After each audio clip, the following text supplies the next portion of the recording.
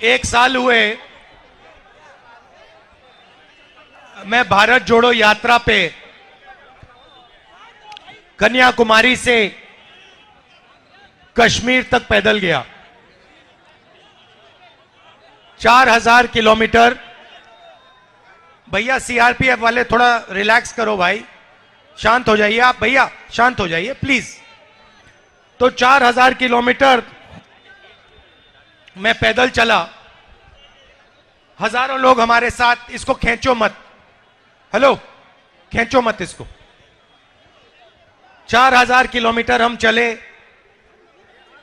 हजारों लोगों से मिला, और आपने देखा होगा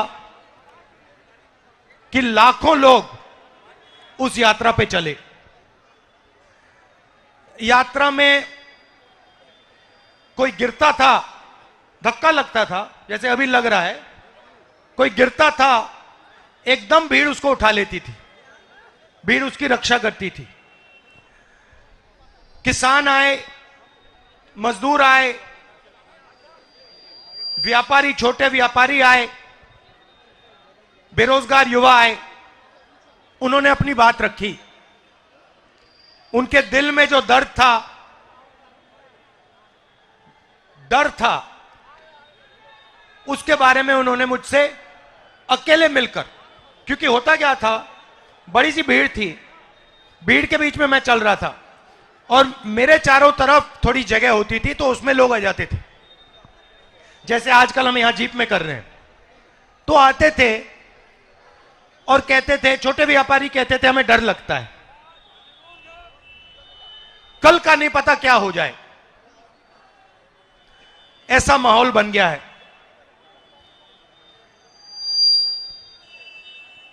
पूरी यात्रा में मैंने नफरत कहीं नहीं देखी। बीजेपी के लोग भी आते थे, आरएसएस के लोग आते थे, जैसे ही वो यात्रा में आ जाते थे वो प्यार से बोलते थे। तो ये देश मोहब्बत का देश है, ये देश नफरत का देश नहीं है। और ये देश जब भी मजबूत होता है, ये जब भी मजबूत होता है जब ये एक साथ मिलकर काम करता है।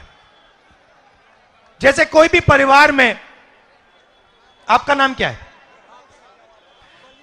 बलिया से प्रभात सिंह जी।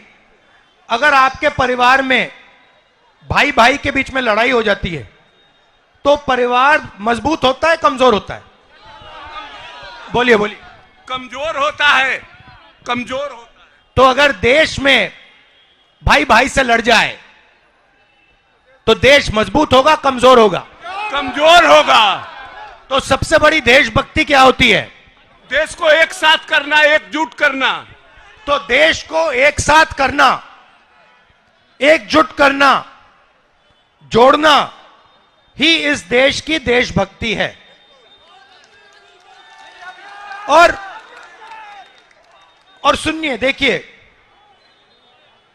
अजीब सी बात थी इस देश की, मैं आपको शक्ति बताना चाहता हूं।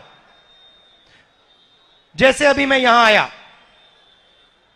मंदिर में मैंने मत्था टेका, गंगा जी का प्रणाम करने आया हूं मैं। उसके सामने, गंगा जी के सामने, मैं यहां अहंकार से नहीं आया हूं, मैं सिर झुका के, सिर नीचे झुका के, ऐसे मैं गंगा जी के सामने आया हूं। वैसे ही जब मैं भारत जोड़ो यात्रा में चल रहा था, मैं सिर झुका के जो भी मेरे सामने आता था, मैंने अपनी टीम को कह दिया, आप इनसे पूछिए। भारत जोड़ो यात्रा से पहले इन्होंने मुझे पूछा, राहुल जी हमें करना क्या है? मैंने उनको कहा, देखो यात्रा में बहुत सारे लोग मुझे मिलने आएंगे, गरीब लोग आएंगे, अमीर लोग आएंगे, सब के सब लोग आएंगे, सब बोलेंगे। जो भी आएगा उसे ऐसा लगना चाहिए कि मैं अपने घर आया हूं, अपने भाई से मिलने आया हूं, और प्यार से उसको अंदर उसकी मुलाकात होनी चाहिए और प्यार से वो बाहर जाए। तो जब हम ये कर रहे थे, सुनिए भाई शांत हो जाए, जब हम ये कर रहे थे, अरे भाई आ रहा हूं, नाम क्या है तुम्हारा? हाँ राहुल है नाम, तुम्हारा नाम राहुल है? आ जाओ ऊपर, आ जाओ आ जाओ आ जाओ ऊपर आ जाओ राहुल। तो जब हम चल रहे थे हमें कोई थकान ही नहीं हुई। सुबह 6 बजे शुरू, शाम के 7 बजे खत्म होती थी, 12 घंटे चलते थे, कोई थकान नहीं। क्यों? क्योंकि देश की शक्ति हमारे साथ उस यात्रा में थी। क्या नाम है तुम्हारा? नाम क्या है तुम्हारा? यहां बैठ जाओ, आ जाओ ऊपर आ जाओ। अरे आ जाओ भाई, बैग तो छीनेंगे वो, उनको भी अपना काम करना है। यहां बैठ जाओ। अब देखो ये अब एक राहुल दूसरे राहुल से बात करेगा। अब देखो देश में जो नफरत फैल रही है उसका मैं आपको कारण दिखाता हूं। राहुल, आप कितने समय से रोजगार ढूंढ रहे हो? सर हम 2018 में इंटर का एग्जाम दिए हैं। मगध यूनिवर्सिटी में 5 साल में 3 साल का ग्रेजुएशन 5 साल में करवाया, अभी तक भटक रहा हूं। और यूपी पुलिस का एग्जाम देने आया हूं। यूपी में 65 लाख यहाँ का फॉर्म गया है, सीट है मात्र 60,000। एएलपी में वैकेंसी आया मात्र 5600, सीट खाली है अभी वैकेंट में 80,000। सारे बेरोजगार छीन रहे हैं हम लोग को। हम लोग छात्र पढ़ रहे हैं 20 साल से, क्या करेंगे आगे? अच्छा एक बात बताओ, तुमने कॉलेज गए, यूनिवर्सिटी गए? यस सर, ग्रेजुएशन है, अभी पीजी कर रहा हूँ मगध यूनिवर्सिटी से। अच्छा, आपने इसमें कितना पैसा डाला है? क्या सर? मगध यूनिवर्सिटी कितना खर्चा किया पढ़ने में, पढ़ाई में? शुरुआत से लेकर आज तक कितना पैसा दिया आपने? पटना में पापा ने, आपके पापा ने? शुरुआत से तो काउंट ही नहीं कर सकते हैं सर, 5 साल से तो पटना में रह रहे हैं। मगर कितना? 5,000 लगता है वहां सिर्फ रहने खाने में, कोचिंग छोड़कर। तो कितने रुपए लगा दिए आपने इसमें? बहुत क्या, 5 से 10 लाख रुपए। ऐसे एक भाई है, हम तो ऐसे ऐसे हमारे जैसे कितने लोग हैं। एक अगर हम एक ही भाई थोड़ी है ना सर, घर में बहुत सारे लोग पढ़ने वाले रहते हैं। तो आपने 2-3 लाख रुपए तो लगा दिए होंगे इसमें? उससे ज्यादा, उससे 5 गुना ज्यादा। 10 लाख रुपए लगा दिए होंगे? हम आराम से, अभी बचपन से आराम से हो गया। तो आपने 10 लाख रुपए रोजगार पाने के लिए लगाए थे? Yes sir. और अब आपको पता लगा कि 10 लाख रुपए प्राइवेट कॉलेजेस ने, यूनिवर्सिटी ने आपकी जेब से निकाल लिए और रोजगार नहीं मिल रहा है? नहीं मिल रहा है। नहीं मिल रहा। आपको क्या लगता है कितने सालों में मिलेगा आपको रोजगार? एक दिल की बात बताना चाहता हूं सर।